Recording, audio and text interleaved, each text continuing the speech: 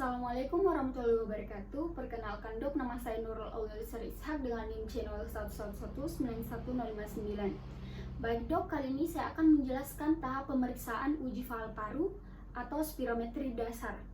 Nah, pada tahap pertama, kita akan melakukan persiapan tindakan pada bahan dan alat, yaitu alat spirometer yang telah dikalibrasi untuk volume dan arus minimal 1 kali dalam seminggu. Lalu mouthpiece sekali pakai. Dan persiapan pasien itu, pasien tidak boleh merokok 2 jam sebelum pemeriksaan. Pasien tidak boleh terlalu kenyang sesaat sebelum pemeriksaan, dan pasien tidak boleh berpakaian terlalu ketat. Dan penggunaan bronkodilator secara singkat terakhir minimal 8 jam sebelum pemeriksaan dan 24 jam untuk bronkodilator kerja panjang. Lalu pasien diminta untuk memasukkan data ke alat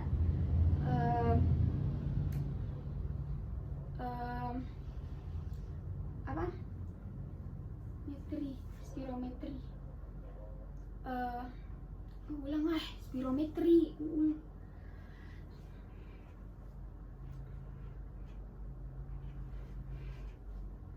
Assalamualaikum warahmatullahi wabarakatuh. Perkenalkan dok, nama saya Nurul Auliser Ishak dengan NIM channel 111191059. Baik dok, kali ini saya akan menjelaskan teknik pemeriksaan uji fal paru atau spirometri dasar. Nah, pada tahap pertama kita akan melakukan persiapan tindakan, yaitu alat dan bahan berupa alat spirometer yang telah dikalibrasi untuk volume dan arus minimal 1 kali dalam seminggu. Lalu yang kedua itu mouthpiece sekali pakai. Lalu persiapan pasien. Pasien tidak boleh merokok minimal 2 jam sebelum pemeriksaan. Pasien tidak boleh terlalu kenyang sesaat sebelum pemeriksaan. Pasien tidak boleh berpakaian terlalu ketat.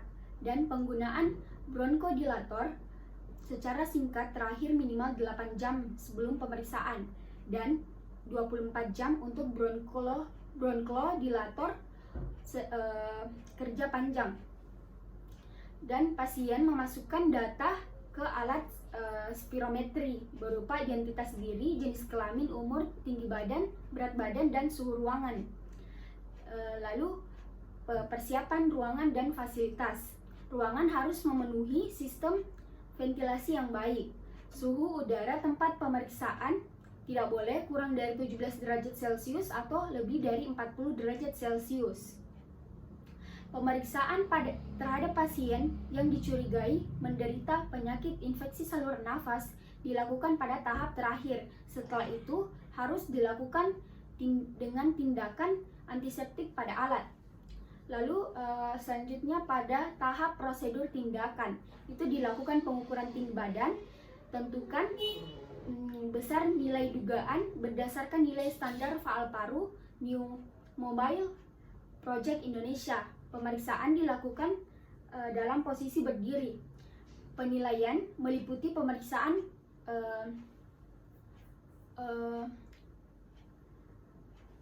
kapasitas vital, yaitu pilih pemeriksaan kapasitas vital pada alat spirometri. Menerangkan manuver yang akan dilakukan. Pastikan bibir pasien melingkupi sekeliling mouthpiece sehingga tidak ada kebocoran. Instruksikan pasien untuk menghirup udara sebanyak mungkin, kemudian udara dikeluarkan sebanyak mungkin melalui mouthpiece. Lalu manuver dilakukan minimal 3 kali. Lalu pemeriksaan selanjutnya kapasitas vital paksa, yaitu pilih pemeriksaan FVC pada alat spirometri. Menerangkan manuver yang akan dilakukan. Pastikan bibir pasien melingkupi sekeliling mouthpiece sehingga tidak ada kebocoran. Instruksi pasien untuk menghirup semaksimal mungkin udara, kemudian sesegera mungkin udara dikeluarkan melalui mouthpiece dengan tenaga maksimal sehingga udara dapat dikeluarkan sebanyak-banyaknya. Lalu nilai FeV1 ditentukan dari FVC dalam 1 detik pertama. Pemeriksaan dilakukan 3 kali. Lalu pemeriksaan selanjutnya yaitu maksimal volunteer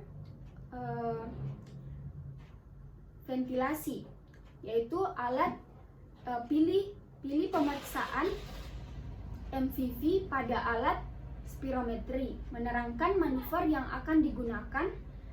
Pastikan bibir pasien melingkupi sekeliling mouthpiece sehingga tidak ada kebocoran.